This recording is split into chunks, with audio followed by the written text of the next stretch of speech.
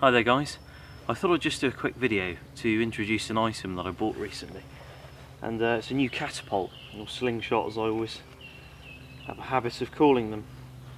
And I got this one from America, from the United States, and it was made for me by somebody who makes slingshots out there. I obviously paid him and he made me a slingshot and sent it over. And his name's Bill Hayes, and Bill Hayes is somebody I've watched on YouTube for some time in awe at, you know, his skill and expertise with slingshots. He's a master shot in my opinion. You know, he cuts cards, he lights matches repeatedly. You know, his consistency really is there, and he's an amazing shot. And I've been using the Hfx Slingshot for some time, which is quite a large slingshot. It is really nice, and I like it. And I bought it simply because of its versatility and its, you know, its robust build. But I wanted something a bit lighter that took up a little bit less space in my pack, that I could make into a small kit, a bit like this. So this is just a small leather bag that I've stitched up, and I keep my shot in the bottom, and the slingshot can sit in the leather bag and just hang off my belt via a grimlock with my shot in there and a spare band set in this back compartment here. And what I can do is simply just pull the slingshot out and use it as I want to, and it doesn't really take up a lot of room. So this goes inside the frying pan at the base of my pack, just at the top, or I can hang it off the side. But this is called the Hfx Sniper. Hopefully I've got that right, but I'll put all the information below. And I'm really impressed with this slingshot. It is fantastic, a really good slingshot, really well made. It has a steel kind of reinforced frame inside it, and Bill hand makes these, and he ships them pretty much all over the world. And I've got double TheraBand gold on there, tapered from 20 down to about 15mm, with a nice thick leather pouch.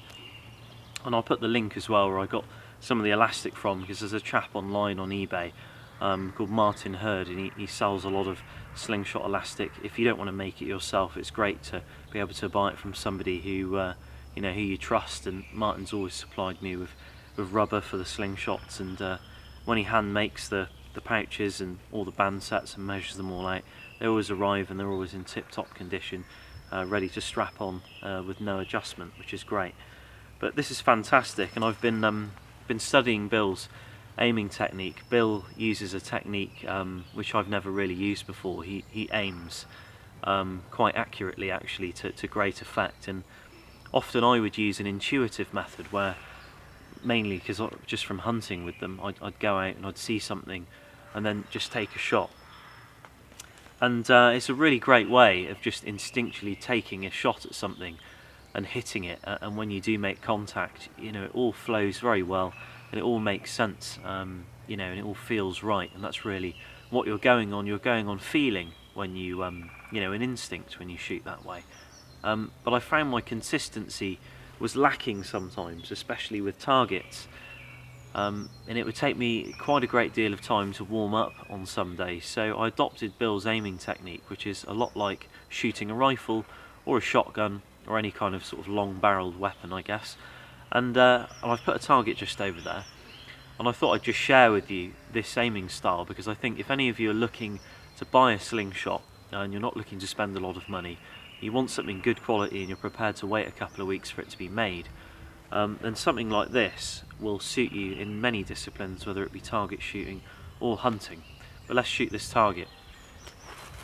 So hopefully you can see that target just over there. I've got a pink piece of paper put up just because it stands out a bit better, and I'm a fair distance away, so probably about sort of 25 yards, which is a great distance really for target shooting or you know, hunting. You know, sometimes you do tend to get quite close. You know, certain animals will freeze as you're walking along and they think you haven't seen them, and then as soon as you make contact they bolt. So it could be a good distance for you, and sometimes things do freeze long enough for you to take an aim shot rather than an instinctual one. So it's good to sort of practice really with both. But what we'll do is we'll take a shot and I'll show you the aiming style, if I can hit it.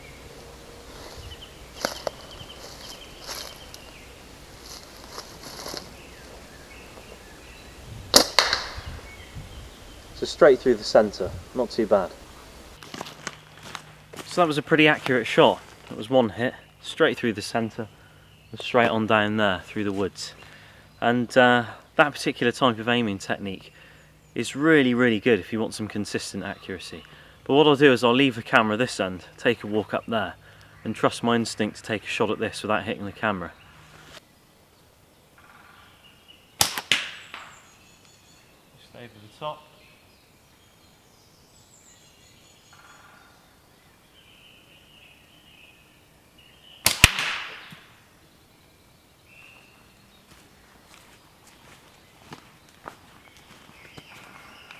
So a pretty accurate shot again, and about 1.5 inches to the left of the original shot. So the actual style of shooting is really easy with this particular model, and I'll just run it through.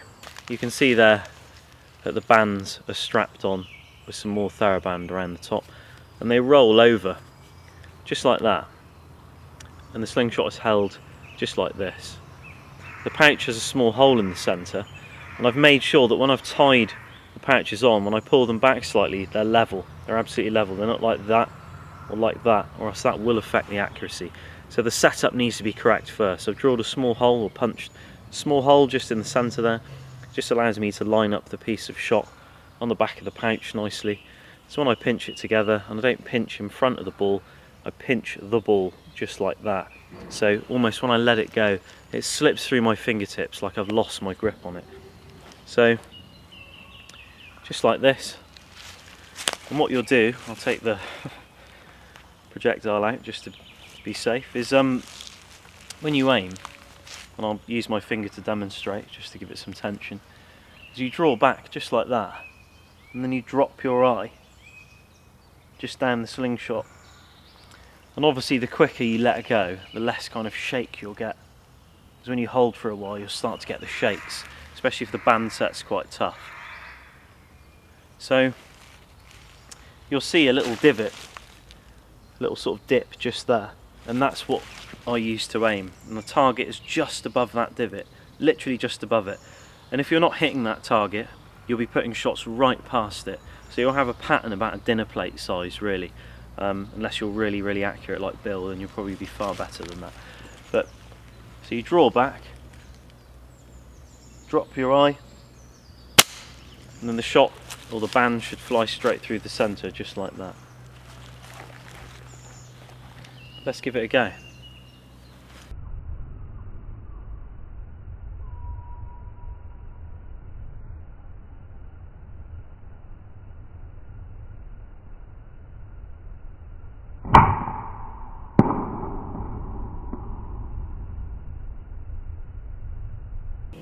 So that's really just a good aiming style, and if you do keep that hand quite still, you generally can see the tail of shot as well. You don't get distracted by any more movement in your forehand there, and you see that shot, and then you can start to kind of trace the round on where it's going a bit. So that's really just a bit of an intro into this particular type of slingshot. Bill sells loads of different types and really awesome ones on there, and they're brilliant for hunting, brilliant for target shooting. And if you do want to get into it, you know, they're not too expensive for something handmade that's not off the production line. So thanks for watching, guys, and I hope that video helped out.